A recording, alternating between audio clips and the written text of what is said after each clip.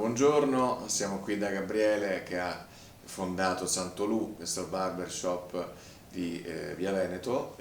Come associazione Dolce Vita ci tenevamo moltissimo a fargli qualche domanda oggi, anche perché per due ordini di motivi. Uno, perché qui vengo sempre a tagliarmi i capelli e secondo poi perché questa zona, soprattutto questa strada tra Via Emilia e Via Lombardia, sono i luoghi della mia infanzia, perché io avevo mio nonno Vito, mio nonno materno, che aveva diversi immobili qui, tra i quali un barbershop famosissimo negli anni 60, dove giocavano a carte con Vittorio De Sica, e quindi io sono legato un po' ai racconti di mio nonno e al mio essere bambino in questi luoghi che hanno visto la dolce vita primeggiare nel mondo, e quindi Via Veneto soprattutto.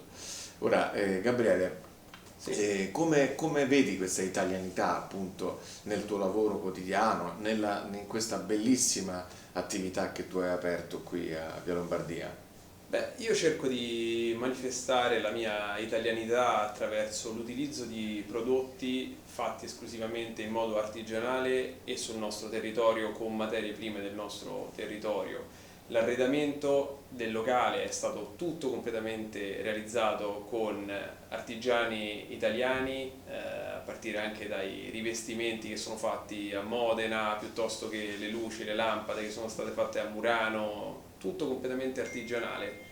E inoltre cerco di presentarmi in pieno stile italiano, quindi vestito in modo sartoriale da sarti italiani, e poi attraverso il saper fare, che è una prerogativa di noi italiani, e anche il saper vivere bene. Quindi poi i miei clienti tendono anche a chiedermi consigli su ristoranti piuttosto che alberghi o altre attività o artigiani nella zona, perché sanno che poi il barbiere è un po' il punto di riferimento di ogni quartiere.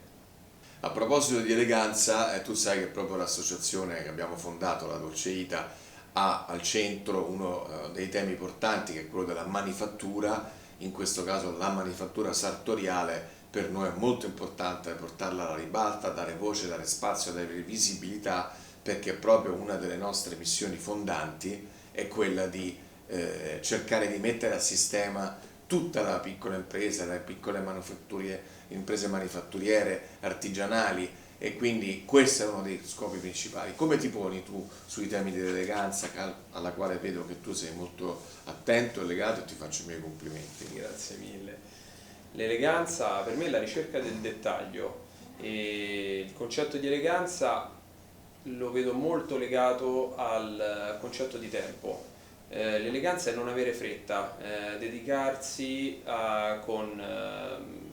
un po' di tempo alla ricerca minuziosa della perfezione. Per me quella è l'eleganza.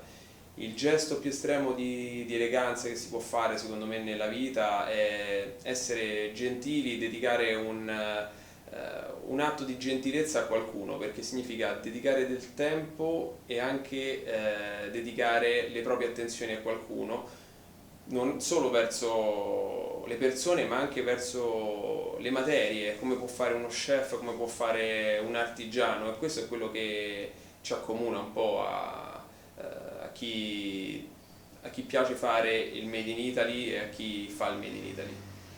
Dolce vita e della tua attività. Io accennavo appunto alla storia un po' della dolce vita in quel tempo in cui appunto qui c'erano dei barbershop molto importanti e molto noti, perché di riflesso insomma, avevano una ribalta internazionale ed erano veramente bravi.